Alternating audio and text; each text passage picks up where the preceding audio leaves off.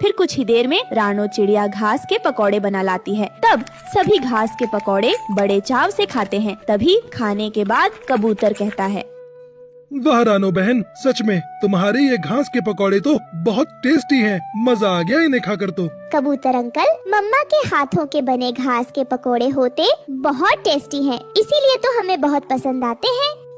रानो बहन, तुम तो बेकार में किसी दूसरे के यहाँ काम करने जा रही हो। मैं तो कहता हूँ कि तुम खुद की ही इसी घास के पकौड़े की दुकान खोल लो, तुम्हारी दुकान खूब चलेगी।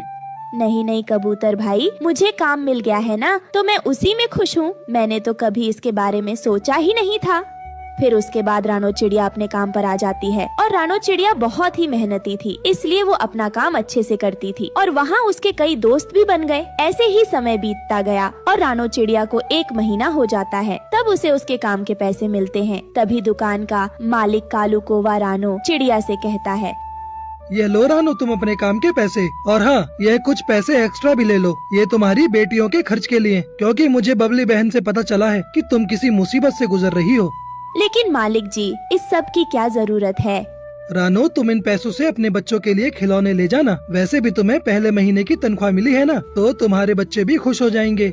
फिर रानो उन पैसों से अपनी बेटियों के लिए मिठाई और खिलौने ले आती है, जिन्हें देखकर उसकी बेटियां बहुत खुश होती हैं। ऐसे ही समय बीतता गया और सब कुछ अच्छा चल रहा था। फिर एक दिन फैक्ट्री का मालिक सबको बुलाकर कहता है, मुझे आपको ये बात बताने में बहुत दुख हो रहा है, लेकिन क्या करूं, बताना पड़ेगा कि हमारी फैक्ट्री अब बंद होने वाली है, क्योंकि ये पहले से ही बहुत लॉस में चल रही थी। लेकिन फिर भी हमने सोचा कि समय के साथ साथ सब ठीक हो जाएगा। लेकिन हमारी बुरी किस्मत कुछ भी ठीक नहीं हुआ और अब हम ज्यादा नुकसान बर्दाश्त नहीं कर सकते, इसलिए हम इस फैक्ट्री को बंद कर रहे हैं। तो आप सभी कहीं और अपना काम देख लीजिए। यह सुनकर तो सभी काम वाले पक्षी बहुत दुखी हो जाते हैं और रानो चिड़िया भी बहुत दुखी होती है। हे भगवान, अब हम क्या करेंगे? हमारे पास तो कोई और दूसरा काम भी नहीं है, पता नहीं अब क्या होगा। फिर रानो चिड़िया और भी जगह काम ढूंढना शुरू कर देती है। वो कई पक्षियों के पास काम मांगने जाती है, लेकिन उसे कहीं भी काम नहीं मिलता और ऐसे ही 1 हफ्ता बीत जाता है। अब रानो चिड़िया बहुत ज्यादा उदास रहने लगी थी। तब बंटी कबूतर उससे कहता है,